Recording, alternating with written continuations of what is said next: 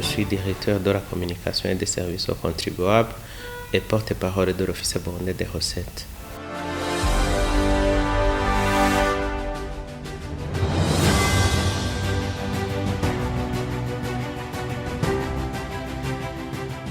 L'usage de la facture et surtout la facturation électronique par certains commerçants n'est pas vraiment respecté comme l'OBE le souhaite. Ainsi donc, nous l'avons constaté, vous l'avez constaté également, et puis les gens nous appellent pour nous alerter, pour alerter l'OBR et de la non-utilisation effectivement de la facturation électronique. Et moi-même, je suis témoin. Hier, j'ai fait quelques achats et certains prestataires ne m'ont pas donné la facture issue de la machine à facturation électronique. Alors, nous faisons un constat amer d'une certaine réticence par rapport à l'adhésion à ce produit. Et ainsi, l'Office burundais des recettes, la semaine passée, a procédé à une campagne massive avec un message clair de rappel de l'utilisation de cette machine à facturation électronique. Et faute de quoi, les sanctions allant jusqu'à la fermeture des établissements de commerce risquent d'être prises par les autorités hiérarchiques. Donc, c'est un constat vraiment qui est amer. Certains n'utilisent pas les machines qui leur ont été distribuées. D'autres, donc, créent des pannes de ces machines.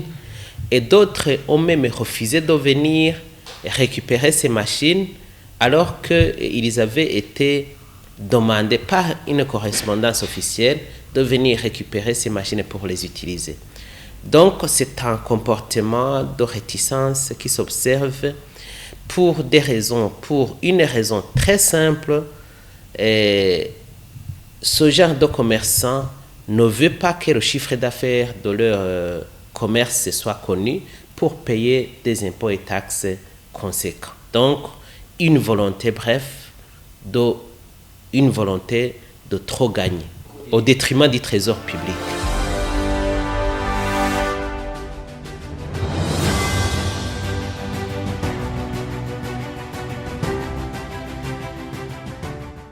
Il n'y a pas de conditions préalables. Et la loi qui a institué cet usage de la machine à facturation électronique, c'est la loi de 2020. Ça fait bientôt 5 ans. Donc, tout commerçant prestataire de services est tenu d'utiliser la machine à facturation électronique. Et puisque tout ne peut pas se faire au même moment, l'Office burundais des recettes a commencé par les grands commerçants, ceux qui ont un chiffre d'affaires qui va au-delà de 800 millions et jusqu'à des milliards. Et on est descendu jusqu'aux moyens contribuables, ceux-là qui ont un chiffre d'affaires allant de 200 millions à 800 millions. Donc, vous comprenez que chiffre d'affaires annuel, s'il vous plaît.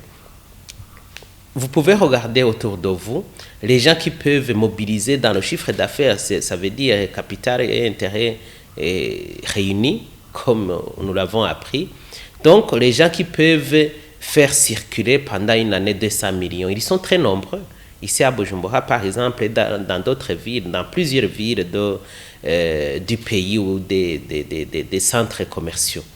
Donc, ils sont très nombreux à être considérés actuellement par cette mesure, mais ils ne viennent pas récupérer ces machines. Et même ceux-là qui les ont récupérées, et donc certains ne les utilisent pas convenablement.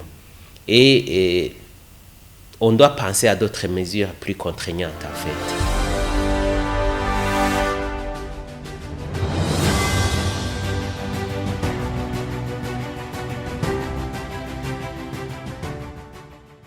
Oui, la machine a un certain coût, comme on achète les tables de travail, comme on achète les chaises ou les ordinateurs. Ça se trouve quand même dans le capital qu'on doit mobiliser pour pouvoir faire son business. Et si nous avons commencé par les grands et les moyens, ça suppose que cette catégorie de commerçants n'a pas de difficulté vraiment à pouvoir se procurer d'un produit ou d'un outil surtout qui coûte moins de 2 millions. Et c'est autour de, on a commencé par 1 million 200 combien, maintenant c'est autour de 1 million, je pense, 500 ou 700. Je n'ai pas les chiffres exacts. C'est en fonction de la variation, de la fluctuation du dollar sur le marché, parce qu'il s'agit de machines importées. Mais nous avons échangé avec les commerçants avant, bien sûr, l'introduction de cet outil, que, en fait, ce coût ne peut pas être la raison de ne pas utiliser la machine à facturation électronique, compte tenu de son importance. La facturation électronique aide le commerçant dans la transparence. Transparence, rapidité des affaires et puis réduction des dossiers comptables et des comptables, tout ça. Donc, quand vous avez la machine à facturation électronique, vous-même en tant que responsable du business, vous pouvez suivre votre business. Donc, chaque produit qui sort, il est directement dans la machine. Et réduction du temps de vérification. À l'OBR, les agents, au départ, ils viennent pour des vérifications ou ils procèdent aux vérifications en fonction des déclarations classiques dans les papiers, toute une paperasse de papier. Maintenant, avec la machine à facturation électronique, on voit directement et en temps réel comment quelqu'un est en train de faire son commerce. Et comme ça, il n'y a pas de conflit ou d'incompréhension par rapport au calcul des impôts et taxes par rapport à son commerce. Donc, vous comprenez que les avantages sont plus nombreux que ce coût-là.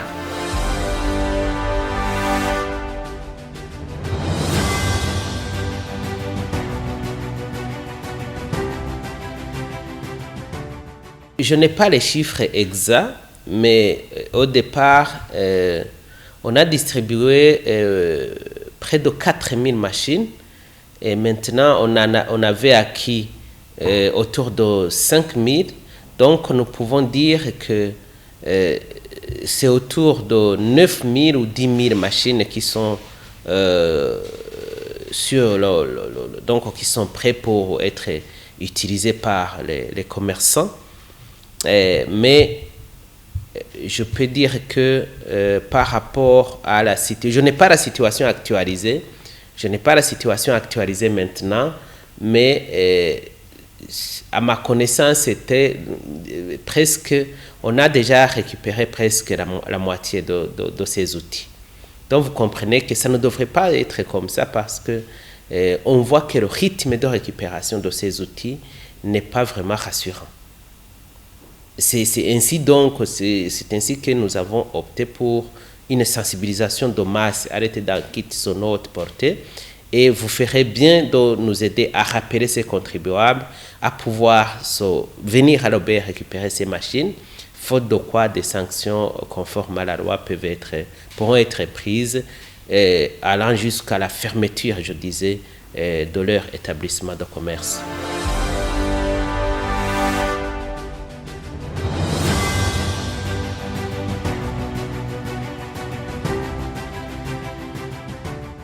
Non, sans passer par l'OBR, c'est impossible parce que cette machine doit être configurée, doit être connectée au réseau de l'OBR pour que les données du commerçant soient transférées facilement et rapidement à l'OBR. Donc, tu ne peux pas aller acheter un outil dont l'administration fiscale ne connaît pas. Ça, c'est la loi, en fait. C'est la loi qui le stipule ainsi, afin de pouvoir bien contrôler et bien échanger les données. Donc, ces machines, alors, d'abord, elles sont acquises par l'OBR et puis configurées au réseau informatique de l'OBR, puis distribuées aux commerçants. Voilà le processus. Et c'est bien jusque-là, il n'y a aucun problème. D'ailleurs, avec l'OBR qui importe ces machines, il y a même une réduction du coût Parce que s'il s'agit d'un commerçant qui va importer lui-même une machine ou deux, ça peut être plus cher que ça. Et ils le savent, je suis sûr. Ça, c'est pas un problème à part.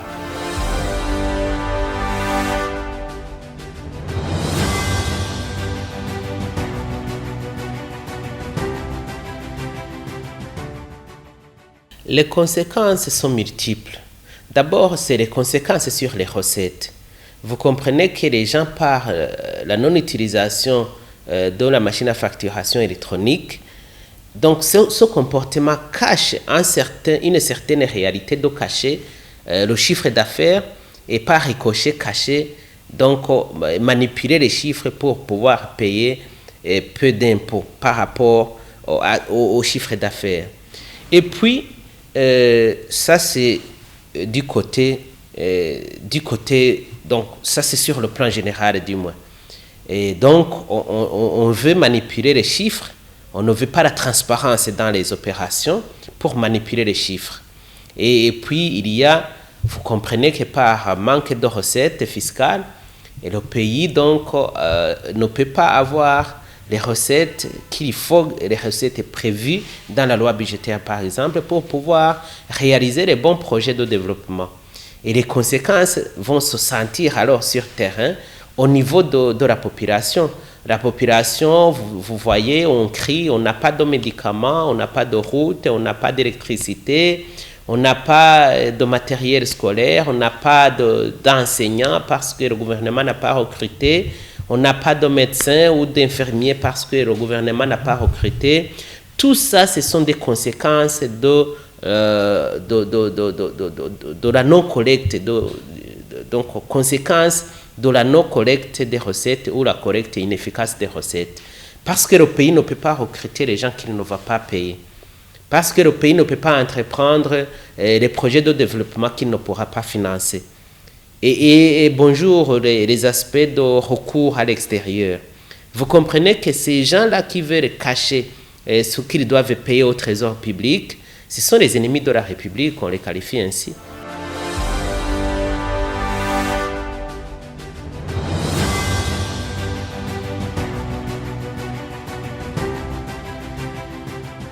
L'OBER est une administration fiscale moderne, efficace, efficiente, orientée client.